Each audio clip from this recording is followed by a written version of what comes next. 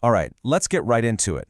We're going to talk about a problem that, well, pretty much every single organization has, but no one really likes to talk about. You know what I mean. All that crucial knowledge, the real secrets of how things actually get done, it's not in a manual. It's walking around, living inside a few key people's heads. Yeah, just take a second and think about it. We all know that person, right? The one who knows the weird, magical workaround for the company software, or exactly who to call to get something pushed through. Now, what if they walk in tomorrow and put in their 2 weeks' notice? Oh yeah, the panic is real. So if that last slide made your stomach do a little flip-flop, you are so not alone. This is, and I'm not exaggerating, a terrifyingly common vulnerability for basically everyone, businesses, nonprofits, you name it. We build our organizations on these human pillars, and we never really grasp how fragile the whole thing is until one of them decides it's time to move on. And here's what's so sneaky about this. It's this idea of corporate muscle memory. From the outside, everything looks fine, right? The work is getting done. But under the surface, the organization is constantly compensating for these hidden gaps. You've got people duplicating work without realizing it. New team members are kind of just guessing their way through things. All that super important knowledge is locked up with just a few people. And sure, it works, but only until something changes. A big deadline, a new project, or that one person quits. So, the big question is, how in the world do you fix a problem you can't even really see? Well, the answer, and the whole system we're about to break down, it comes from a place you would probably never, ever guess. See, the solution comes from a really surprising place. The strategist who built this whole framework, her name is Renee Francis Kahn. And to really get why her approach works so well, you first have to understand her background, which is not what you think. Okay, check this out. For 25 years, Renee wasn't working in some high-rise office building. She was a massage therapist. Think about that.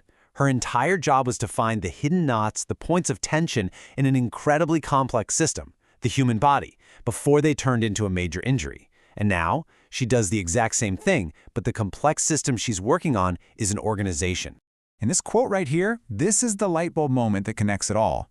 Human behavior under stress doesn't change just because you put on a suit. It's brilliant.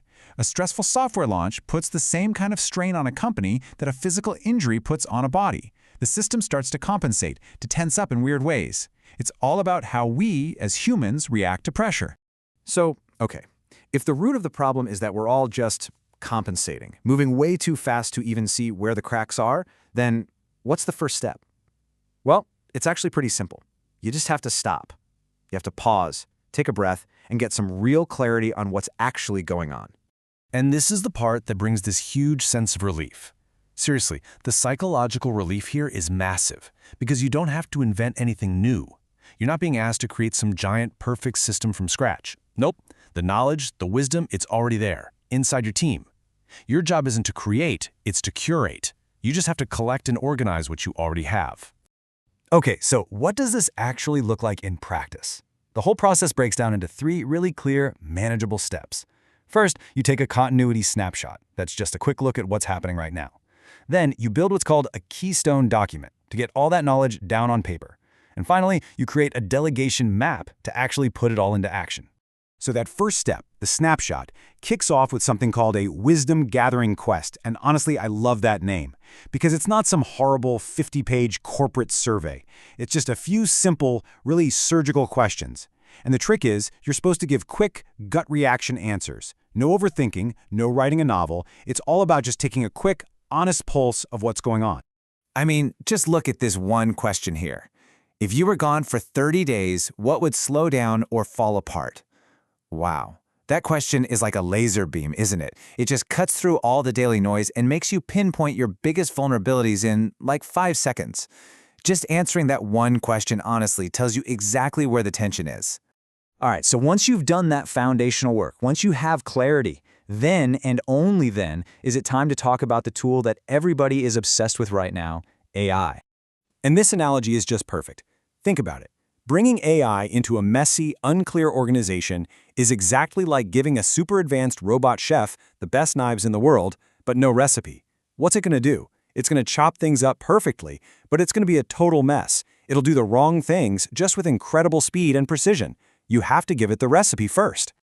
And that recipe? Well, that's your keystone document. This is step 2.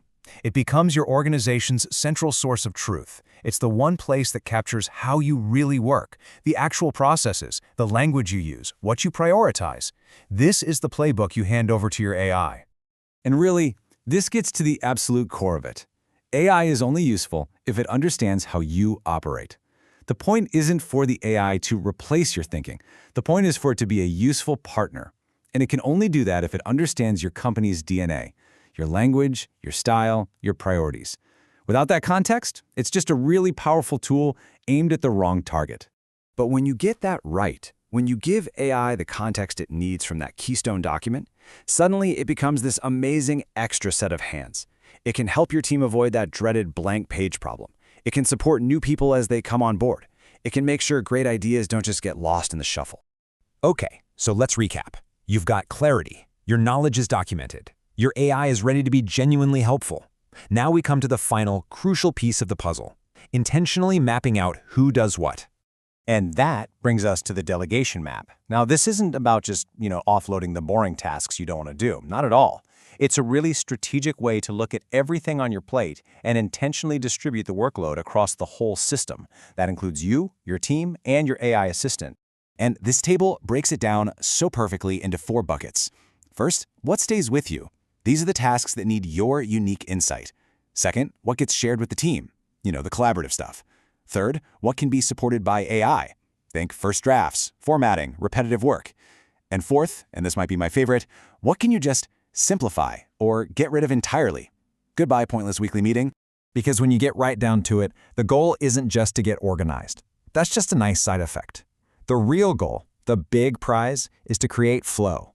It's about taking the pressure off, getting rid of all that friction, and just making the work feel lighter and easier for everyone to carry, no matter what changes come your way. Which leaves us with one final, really big question to chew on. If we formalize all our processes to make them clear, what happens to that messy, unwritten intuition? The magic that makes your work special. Are we trying to capture that magic in a document? Or is the real point to formalize the boring stuff, to clear away all the clutter so that our uniquely human intuition finally has space to shine? Definitely something to think about. So if this whole idea resonates with you and you're curious to learn more, you can reach out directly to Renee Francis Kahn to learn about her continuity process. Thanks so much for watching.